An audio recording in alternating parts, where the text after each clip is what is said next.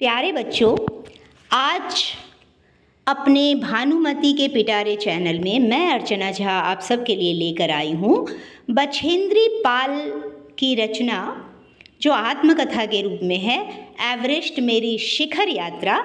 इसका अभ्यास कार्य जो मैं सभी प्रश्नों का उत्तर लिखित रूप में भी आपको दूंगी और मुख से मौखिक रूप से भी आपको प्रस्तुत कर रही हूँ। ध्यान से सुनेंगे, सारे प्रश्नों का हल आपको बड़ी आसानी से मिल जाएगा, जिससे आपके परीक्षा में आपको सहायता मिल सकती है। हमारा पहला मौखिक प्रश्नोत्तर है। निम्नलिखित प्रश्नों के उत्तर 1-2 वाक्यों में दीजिए। अग्रिम दल का नेतृत्व कौन कर रहा था? उत्तर होगा अग्रिम दल का नेतृत्व प्रेमचंद कर रहे थे। प्रश्न 2, लेखिका को सागरमाथा नाम क्यों अच्छा लगा? उत्तर होगा सागरमाथा का तात्पर्य है समुद्र का माथा अर्थात सबसे ऊंचा स्थान। हिमालय के सबसे ऊंचे पर्वत को सागरमाथा कहना पूरी तरह सार्थक था, इसलिए लेखिका को यह नाम अच्छा लगा। प्रश्न 3 है, लेखिका को ध्वज जैसा क्या लगा? तो उत्तर होगा लेखिका को तेज हवाओं के कारण उठी हुई चक्करदार बर्फीली आकृति ध्वज जैसी प्रतीत हुई। प्रश्न 4, हिमस्खलन से कितने लोगों की मृत्यु हुई और कितने लोग घायल हुए? इस प्रश्न का उत्तर होगा हिमस्खलन से 4 शेरपा कूलियों को चोट लगी थी और 1 की मृत्यु हो गई थी। प्रश्न 5 है, मृत्यु के अवसाद को देखकर कर्नल खुल्लर ने क्या कहा? उत्तर होगा मृत्यु के अवसाद को देखकर कर्नल खुल्लर ने कहा कि ऐसे साहसिक अभियानों में होने वाली मृत्यु को सहज भाव से स्वीकार करना चाहिए। प्रश्न 6 है, रसोई सहायक की मृत्यु कैसे हुई? तो इसका उत्तर है रसोई सहायक की मृत्यु जलवायु अनुकूल न होने के कारण हुई। प्रश्न 7 है, कैंप 4 कहाँ और कब लगाया गया?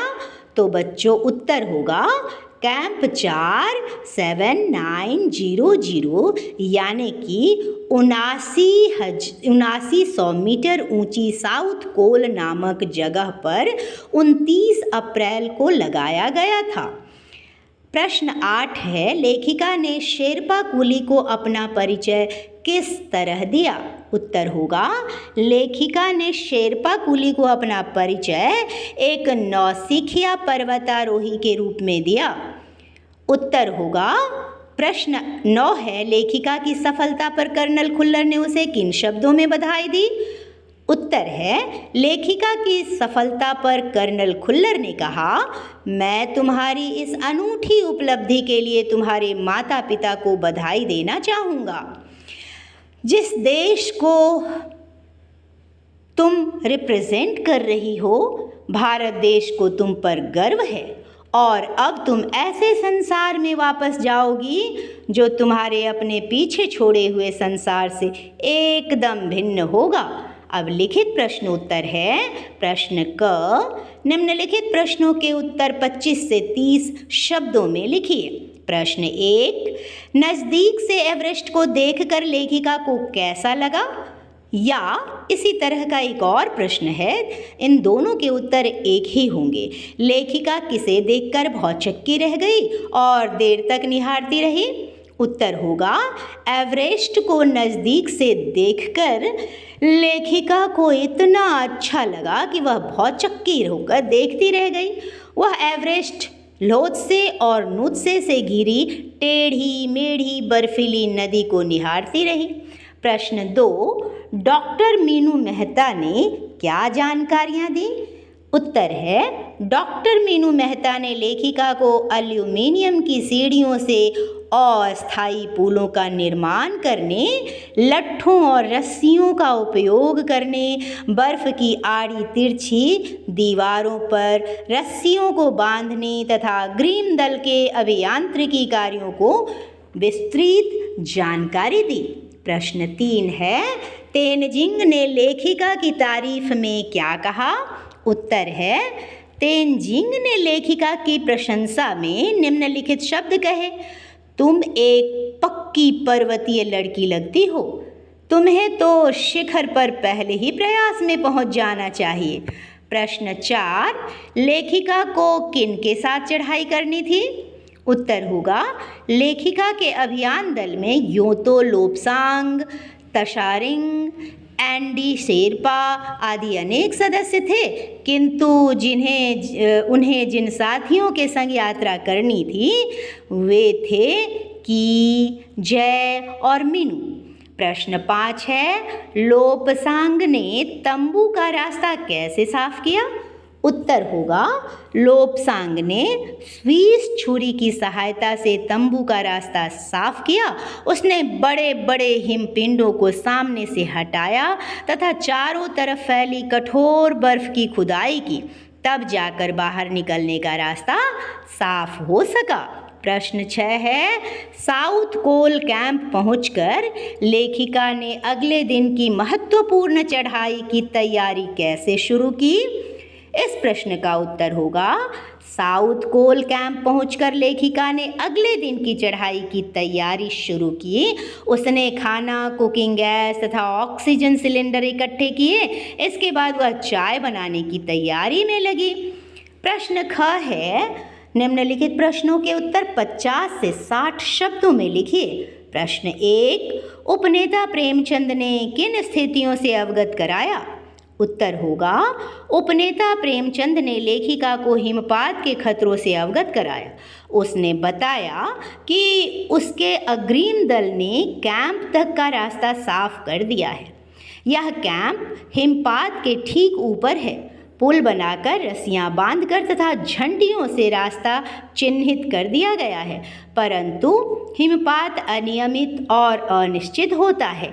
यद्यपि बीच में पड़ने वाली ग्लेशियर की नदी पर रास्ता बना दिया गया है, किंतु हिमपात और अधिक हो गया तो रास्ता बनाने का काम फिर से करना पड़ सकता है। प्रश्न 2 है, हिमपात किस तरह होता है और उससे क्या क्या परिवर्तन आते हैं? उत्तर होगा, बर्फ के खंडों का अव्यवस्थित ढंग से गिरना ही हिमपात कहलाता है। ग्लेशियर के बहने से बर्फ में हलचल मच जाती है। इस कारण बर्फ की बड़ी बड़ी चट्टानें तत्काल गिर जाती हैं और इस अवसर पर स्थिति ऐसी खतरनाक हो जाती है कि धरातल पर दरार पड़ने की संभावना बढ़ जाती है। अक्सर बर्फ में गहरी चौड़ी दीवारें दरारें बन जाती हैं। हिमपात से पर्वतारोहियों की कठिनाइयाँ बहुत अधिक बढ़ जाती है। प्रश्न 3 है, लेखिका के तंबू में गिरे बर्फ पिंड का वर्णन किस तरह किया गया है? या फिर इसी तरह का एक और प्रश्न है, इन दोनों का उत्तर एक ही होगा। लेखिका के साथ हुए हादसे का वर्णन अपने शब्दों में करें। लेखिका के तंबू में गिरा बर्फ का पिंड बहुत भयानक था। वह लोज से ग्लेशियर से टूटकर नीचे गिरा था। उसके कारण एक विशाल हिमपुंज का निर्माण हो गया था। यह हिमपिंड अपने में अनेक बड़े बड़े हिमखंडों को समेटे हुए था। यह विशाल हिमखंड एक्सप्रेस रेलगाड़ी की तेज गति और भयंकर आवाज़ के साथ ढलान से नीचे आया था। इसके कारण पर्वतारोहियों का कैंप पूरी तरह छत विक्षत तहस नहस हो गया था। आश्चर्य की बात यह रही कि चोट सभी को लगी, किंतु मरा कोई भी नहीं। प्रश्न 4 है, लेखिका को देखकर कि हक्का बक्का क्यों रह गया? उत्तर होगा, जय बछेंद्री पाल का पर्वतारोही साथी था। उसे भी बछेंद्री के साथ पर्वत शिखर पर जाना था। शिखर कैंप पर पहुंचने में उसे देर हो गई थी। वह सामान ढोने के कारण पीछे रह गया था। अतः बछेंद्री उसके लिए चाय, जूस आदि लेकर उसे रास्ते में लिवाने के लिए पहुंची। जय को यह कल्पना नहीं थी कि बछेंद्री उसकी चिंता करेगी और उसे लिवा लाने के लिए आएंगी। बछेंद्री पाल को की से भी मिलना था। जय द्वारा रोके जाने पर भी बछेंद्री पाल की से मिलने गई। इसलिए जब उसने बछेंद्री पाल को चाय जूस लिए आया देखा तो वह हक्का बक्का रह गया। प्रश्न 5 है, एवरेस्ट पर चढ़ने के लिए कुल कितने कैंप बनाए गए थे? उनका वर्णन कीजिए। उत्तर होगा, एवरेस्ट पर चढ़ने के लिए निम्नलिखित कैंप बनाए गए थे।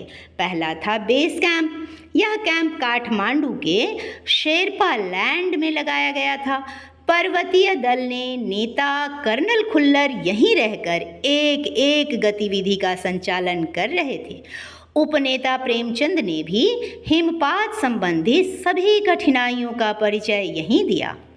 कैंप 1, यह हिमपात के ऊपर 6000 मीटर की ऊंचाई पर था। यहाँ हिमपात से सामान उठाकर कैंप तक लाए जाने का अभ्यास भी किया गया। कैंप 3, यह लोत्से पहाड़ियों के आंगन में स्थित था। यहीं नायलॉन के कैंपों में लेखिका और उनके साथी सोए थे कि एक हिमखंड उन पर आ गिरा था। कैंप 4, यह समुद्र तट से 7900 मीटर 7900 ऊंचाई पर स्थित था। यहीं से साउथ कैंप और शिखर कैंप के लिए चढ़ाई की गई। साउथ कोल कैंप, यहीं से अंतिम दिन की चढ़ाई शुरू हुई। शिखर कैंप, यह पर्वत की सर्वोच्च चोटी से ठीक नीचे स्थित था। चोटी पर चढ़ने से पहले यहीं आराम करके चाय पान किया गया। प्रश्न 6 है, चढ़ाई के समय एवरेस्ट की चोटी की स्थिति कैसी थी? उत्तर होगा, जब बछेंद्री पाल एवरेस्ट की चोटी पर पहुंची तो वहां चारों ओर तेज हवा के कारण बर्फ उड़ रही थी। बर्फ इतनी अधिक थी कि सामने कुछ भी दिखाई नहीं दे रहा था। पर्वत की शंकु चोटी इतनी तंग थी कि 2 आदमी वहां एक साथ खड़े नहीं हो सकते थे।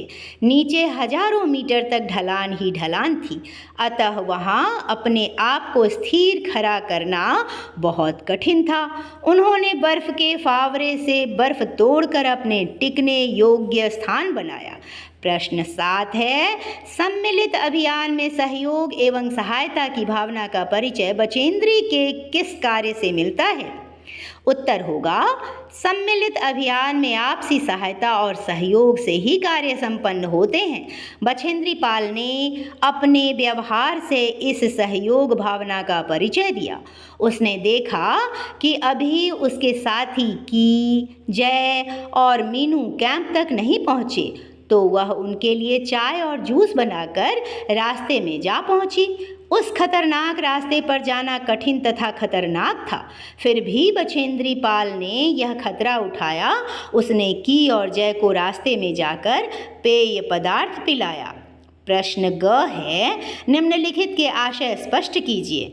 जिसका प्रश्न 1 होगा, एवरेस्ट जैसे महान अभियान में खतरों को और कभी कभी तो मृत्यु भी आदमी को सहज भाव से स्वीकार करनी चाहिए। उत्तर होगा, एवरेस्ट की सर्वोच्च चोटी पर चढ़ना एक महान अभियान है। इसमें पग पग पर जान जाने का खतरा होता है, अतः यदि ऐसा कठिन कार्य करते हुए मृत्यु भी हो जाए तो उसे सहज घटना के रूप में लेना चाहिए। बहुत हाय तौबा नहीं मचानी चाहिए। प्रश्न 2 है, सीधे धरातल पर दरार पड़ने का विचार और इस दरार का गहरे चौड़े हिम बिदर में बदल जाने का मात्र ख्याल ही बहुत डरावना था। इससे भी ज़्यादा भयानक इस बात की जानकारी थी कि हमारे संपूर्ण प्रयास के दौरान हिमपात लगभग 1 दर्जन आरोहियों और कूलियों को प्रतिदिन छूता रहेगा। उत्तर होगा, हिमपात होने से कभी कभी धरती में ही दरार पड़ जाती है। यह दरार इतनी गहरी और चौड़ी हो जाती है कि धरती फट जाती है, उसके बीच गहरी खाई बन जाती है। यह विचार आते ही मन में बहुत डर लगता है। इससे भी भयानक यह जानकारी थी कि जितने समय तक ये पर्वतारोही और कूली चढ़ाई अभियान पर रहेंगे, हिमपात होता रहेगा और बर्फ़ गिरने की भयानक घटनाएं भी होती रहेंगी। यह हिमपात पर्वतारोहियों के शरीर को छूता रहेगा। प्रश्न 3 है, बिना उठे ही मैंने अपने थैले से दुर्गा माँ का चित्र और हनुमान चालीसा निकाला। मैंने इनको अपने साथ लाए लाल कपड़े में लपेटा, छोटी सी पूजा अर्चना की और इनको बर्फ़ में दबा दिया। आनंद के इस क्षण में मुझे अपने माता पिता का ध्यान हो आया। उत्तर होगा, जब बछेंद्री पाल हिमालय की चोटी पर सफलतापूर्वक पहुंच गई तो उसने घुटने के बल बैठकर बर्फ को माथे से छुआ, बिना सिर नीचे झुकाए हुए ही अपने थैले से दुर्गा माँ का चित्र और हनुमान चालीसा निकाला। उसने इन्हें एक लाल कपड़े में लपेटा, थोड़ी सी पूजा की, फिर इस चित्र तथा हनुमान चालीसा को बर्फ में दबा दिया। उस समय उसे बहुत आनंद मिला। उसने प्रसन्नतापूर्वक अपने माता पिता को याद किया। भाषा अध्ययन से संबंधित प्रश्न है, इस पाठ में प्रयुक्त निम्नलिखित शब्दों की व्याख्या पाठ का संदर्भ देकर कीजिए। निहारा है, धसकना, खिसकना, सागरमाथा, जायजा लेना, नौसिखिया। इनके उत्तर होंगे, निहारा है, प्रसन्नतापूर्वक देखा है।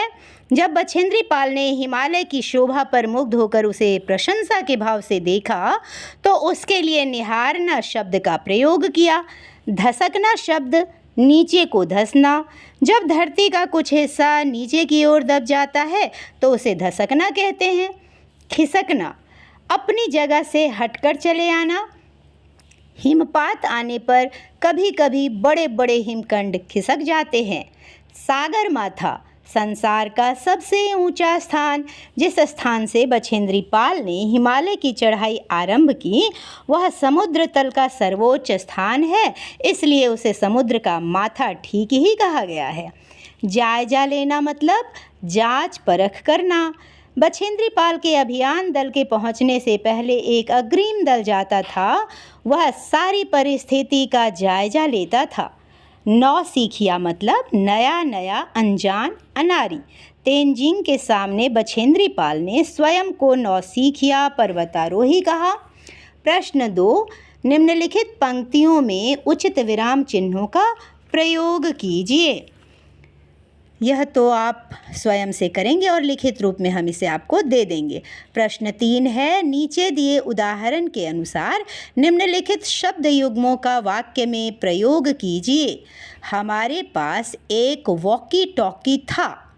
तो इसी प्रकार के शब्द होंगे जैसे टेढ़ी मेढ़ी, हक्का बक्का, गहरे चौड़े, इधर उधर, आस पास, लंबे चौड़े। तो जैसे टेढ़ी मेढ़ी, बर्फ़ की नदी टेढ़ी मेढ़ी थी। हक्का बक्का, जय बछेंद्री को आया देखकर हक्का बक्का रह गया।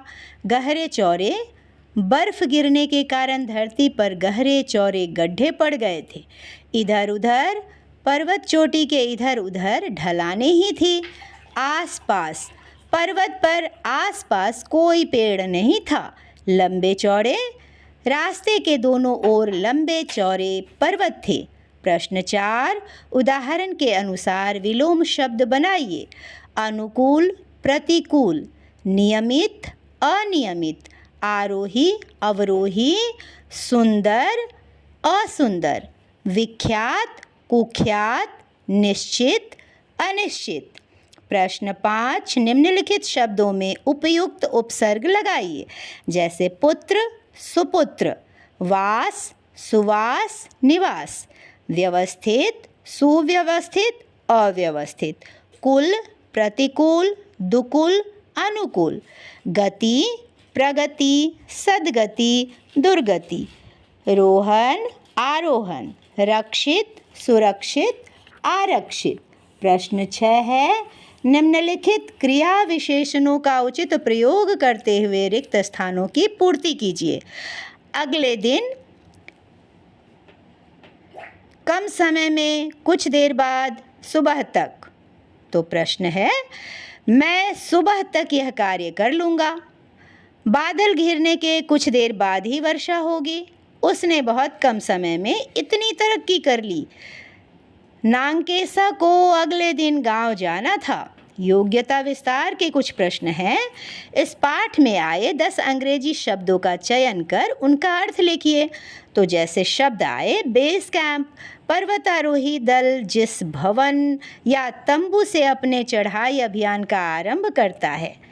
एवरेस्ट, हिमालय की एक ऊंची चोटी का नाम। किलोमीटर, 1000 मीटर दूरी का फासला। पुल, सेतु। ग्लेशियर, बर्फ की नदी। एल्यूमिनियम एक धातु का नाम। वॉकी टॉकी एक बेतार का संचार यंत्र जिसके द्वारा चलते चलते बात की जा सकती है। साउथ दक्षिण दिशा। एक्सप्रेस बहुत तीव्र गति। स्ट्रेचर रोगी या घायल को लाद कर ले जाने का उपकरण। कुकिंग गैस खाना पकाने का gas. Oxygen cylinder oxygen gas से भरा हुआ बेलनाकार पात्र। थर्मस पेय पदार्थ को गर्म रखने का बर्तन। किट सभी आवश्यक सामानों से बंधी पोटली, बैग या फाइल। नायलॉन एक प्रकार का कृत्रिम रबर। प्रश्न 2, पर्वतारोहण से संबंधित 10 चीज़ों के नाम लिखिए। नायलॉन की रस्सी, ऑक्सीजन, फावड़ा, वॉकी टॉकी, झंडियाँ, एल्यूमिनियम की सीढ़ी, लट्ठे, तंबू, छुरी, थर्मस। प्रश्न 3, तेनजिंग शेरपा की पहली चढ़ाई के बारे में जानकारी प्राप्त कीजिए। तेनजिंग शेरपा को 1935 में एरिक शिप्टन के साथ पहली बार एवरेस्ट अभियान पर जाने का अवसर मिला। तब वे 19 साल के थे। यह अभियान एवरेस्ट के तिब्बत क्षेत्र का था। इसका उद्देश्य चोटी तक पहुंचने का नहीं था। इस पहले अभियान में उन्होंने रस्सी का प्रयोग करके ग्लेशियर के बीच कदम बढ़ाने के रास्ते खोजे। जब उन्होंने यात्रा शुरू की तो बेस कैंप में ही उन्हें एक मृत शरीर मिला। उन्होंने मृत शरीर को वहीं दफना दिया और पास रखी डायरी उठा ली। इस यात्रा में मौसम बहुत अच्छा था। तेनजिंग को महसूस हुआ था कि उन्हें तभी चोटी पर पहुंचना चाहिए था। प्रश्न 4, इस पर्वत का नाम एवरेस्ट क्यों पड़ा? जानकारी प्राप्त कीजिए। सन 1830 से 1841 की अवधि में सर जॉर्ज एवरेस्ट ब्रिटिश शासन के दौरान सर्वेयर जनरल ऑफ इंडिया थे। उन्होंने पहली बार एवरेस्ट चोटी की प्रामाणिक जानकारी रिकॉर्ड की थी। तब इस चोटी का नाम रखा गया था पिक 15। बाद में सन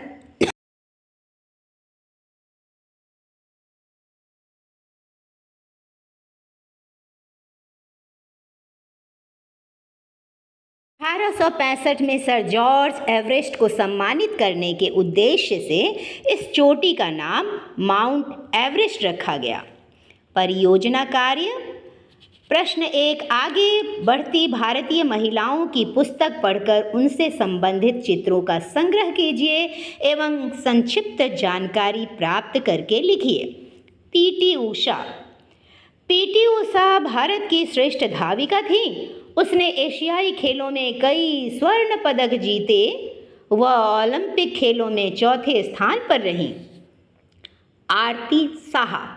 आरती साहा इंग्लिश चैनल पार करने वाली पहली भारतीय और एशियाई महिला थी। उन्होंने 42 यानी 42 किलोमीटर का यह चैनल 16 घंटे 20 मिनट में तैरकर पार किया था। किरण बेदी भारतीय पुलिस सेवा में अपनी ईमानदारी और साहस के कारण जानी जाती हैं। आजकल वे भ्रष्टाचार का भंडाफोड़ करने में लगी हुई हैं। प्रश्न 2, रामधारी सिंह दिनकर का लेख हिम्मत और जिंदगी पुस्तकालय से लेकर पढ़िए। यह तो आपको स्वयं ही करने होंगे। प्रश्न 3, मन के हारे हार है, मन के जीते जीत, इस विषय पर कक्षा में परिचर्चा आयोजित कीजिए। तो उत्तर में पहला छात्र, मनुष्य मन की खुशी चाहता है इसलिए मनुष्य कहलाता है। दूसरा छात्र, मनुष्य तन का कष्ट उठाकर भी मन को प्रसन्न करना चाहता है। तीसरा छात्र, तन और मन दोनों का परस्पर गहरा संबंध है। चौथा छात्र, मन ही इंजन है जिसके आधार पर तन गति करता है। इस प्रकार परिचर्चा को आगे बढ़ाया जा सकता है। तो बच्चों, कैसा रहा आज का अभ्यास कार्य? आप हमें कमेंट बॉक्स में ज़रूर लिखिएगा। उम्मीद करती हूँ कि आपको इससे बहुत सहायता मिली होगी। धन्यवाद।